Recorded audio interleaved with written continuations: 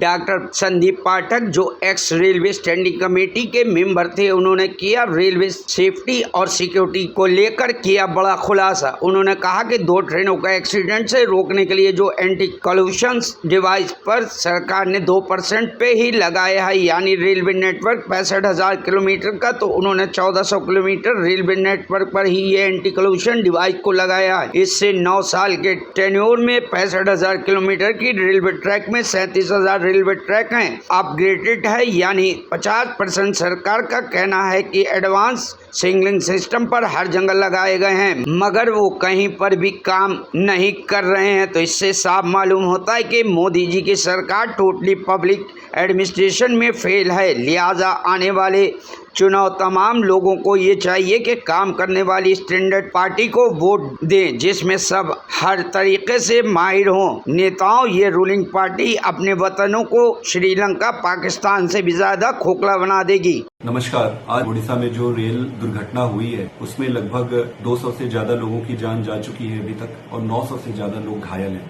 इस दुख की घड़ी में मैं सभी संतप्त और दुखी परिवार के प्रति अपनी संवेदना व्यक्त करता हूँ। मन में कई बार प्रश्न आया कि आज दुख की घड़ी में इस मुद्दे को उठाऊं या ना उठाऊं। इतना महत्वपूर्ण मुद्दा है कि आज इस मुद्दे को उठाना पड़ेगा। भारत सरकार के एजेंडे में सेफ्टी और सिक्योरिटी कहीं है ही नहीं। मैं रेलवे कमेटी का मेंबर हूँ। पिछली कमेटी के मीटिंग में मैंने ये मुद्दा उठाया था कि सरकार सबसे पहले सुरक्षा और सेफ्टी पर ध्यान दे। सरकार का पूरा ध्यान पीआर पर, दिखावे पर लगा हुआ है, सेफ्टी और सिक्योरिटी पे नहीं लगा हुआ है। मैं 3-4 पैरामीटर आपके सामने रखना चाहता हूं जो सेफ्टी और सुरक्षा से जुड़ा हुआ है। सबसे इंपॉर्टेंट चीज होता है anti collision devices. Anti collision devices बहुत जरूरी होती है 2 ट्रेनों को कोलिजन से रोकने के लिए। हमारे देश में लगभग 65,000 किलोमीटर का रेल नेटवर्क है, उसमें इन्होंने सिर्फ 1400 किलोमीटर पे ये डिवाइस से इक्विप किया है, जो कि 2% से भी कम है। अगर 9 साल में मोदी जी की सरकार ने सिर्फ 2% ही कवर किया है, तो इसका मतलब इसको पूरा कंप्लीट करने में उनको 400 से भी ज्यादा साल लग जाएंगे।